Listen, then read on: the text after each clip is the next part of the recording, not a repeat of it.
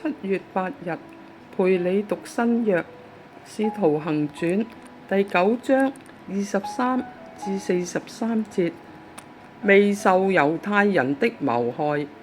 23節，過了好些日子，猶太人商議要殺掃羅，但他們的計謀被掃羅知道了，他們又晝夜在城門等候，要殺他。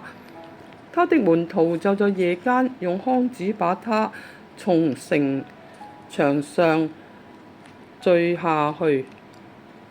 掃羅在耶路撒冷，掃羅到了耶路撒冷，想與門徒結交，他們卻都怕他，不信他是門徒，唯有巴拿巴接待他，領去見使徒，話他在路上怎麼看見主，主怎麼向他說話，他在大馬士革怎樣奉耶穌的名放膽傳道，都述說出來。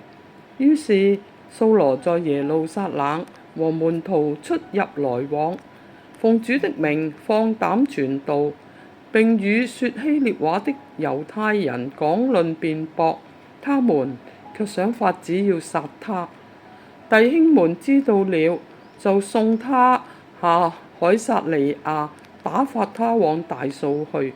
那時猶太、加利利、撒瑪利亞各處的教會都得到平安，被建立，凡事敬畏主，蒙聖靈的安慰，人數就增多了。以尼雅得醫治。彼得周遊四方的時候，也到了居住呂大的聖徒那裏，遇見一個人名叫以尼雅，得了癱瘓，在褥子上躺臥8年。彼得對他說：以尼雅，耶穌基督醫好你了，起來，收拾你的褥子。他就立刻起來，凡住呂大和沙崙的人都看見了，就歸服主。多加復活。在約帕有一個女徒，名叫大比大，翻希臘話就是多加。她廣行善事，多施周濟。當時她患病而死，有人把她洗了，停在樓上。呂大原與約帕相近，門徒聽見彼得在那裏，就打發2個人去見他，央求他說：快到我們那裏去，不要耽延。彼得就起身和他們同去，到了便有人領他上樓，眾寡婦都站在彼得旁邊哭。拿多加與他們同在時所做的裡衣外衣給他看。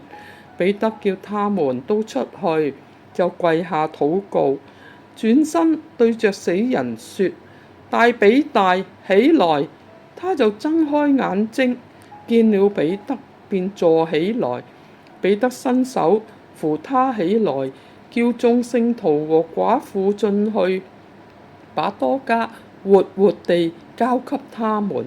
這事傳遍了約帕，就有許多人信了主。此後彼得在約帕一個燒皮匠西門家裏住了多日。